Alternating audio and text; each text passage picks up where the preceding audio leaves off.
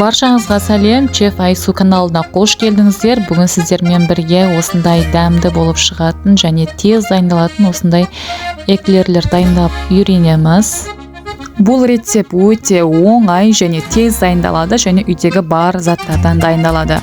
Ал ендеше дайындауға кірісейік. Ең алдымен бізге 125 грамм су және 125 грамм сүт керек болады. Егер үйде сүт жоқ болса, онда су пайдалануға болады. Шым-шым тұз салдым. Бір кішкентай қасықпен шекер салдым. Және ванилин, қалауыңызға байланысты, салсаңыз да болады, салмасаңыз да болады. Және мен бұл жерде 80 граммдай сары май қолдандым. Бөлме температурасында тұрған, еріп тұрған сары май болса тіпті жақсы. Барлығын салып алдық. Енді осы массамыз бір қайнап шыққанша араластырамыз. Мінекей, бір қайнап шықты. Енді осының үстіне 150 граммдай ұн саламыз. 150 граммдаймыз. Бұл бір стакандай болып қалады. Салдық. Мінекей, енді баяу отта тез-тез араластырып аламыз. Бір массаға келу керек. Қыздар, мен бұл рецепті өзім тексеріп көргім келді. Негізі эклерге су қоссаңыз болады, сүт қосылмайды. Бірақ та сүт қосқан кезде эклерлер жұмсақтау болып піседі екен, соны байқадым. Мінекей, енді астындағы отты сөндіріп тастаймыз және дайын болған қамырымызды кішкене суытуға қойып қоямыз. Кішкене қамырымыз суығаннан кейін осындай миксермен бір айналдырып аламыз. Қамырымыз толықтай суы керек. Және осы массаға біз 3 жұмыртқа қосатын боламыз. 3 жұмыртқаны бір-бірден салып, жақсылап араластырамыз. Егер сізде миксер жоқ болса, онда қолмен, яғни ағаш таяқпен, ағашпен араластырсаңыз да болады. Қолмен араластыруға болады.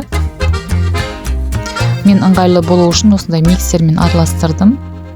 Мінекей, екінші жұмыртқаны да салып алдым. Барлығын бір-бірден осылай салып, жақсылап бір әдемі қамыр қалыны келтіреміз. 3 жұмыртқаны да салдым. Енді сұйықтау қамыр болғанша осылай жақсылап араластырамыз. Көріп тұрғандарыңыздай, бізде осындай масса дайын болды. Өте қатты сұйық та емес, өте қатты қою да емес. Енді противнің үстіне осындай пергамент қағазды төсеп аламыз. Егер сізде пергамент қағазыңыз арзандау пергамент қағаз болса, онда астына жабысып қалуы мүмкін. Сондықтан пергаментті майлап алуға сіздерге кеңес беремін. Өйткені эклер астына жабысып қалады. Егерде жақсы сондай кондитерлік пергаменттер болса, онда майламасаңыз да болады. Мен осындай жабық жұлдызды насадка қолданамын. Осындай кондитерлік пакеттерге салып, қамырды қолданатын боламын. Егерде сіздерде осындай насадка жоқ болса, онда пакеттің өзімен абайлап қолдансаңыз да болады. Насадка болса тіпті жақсы. Неге дайындап алдым. Енді қамырды осыда салып, барлығының бір пакетке сыйдырдым. Барлығы сыйды.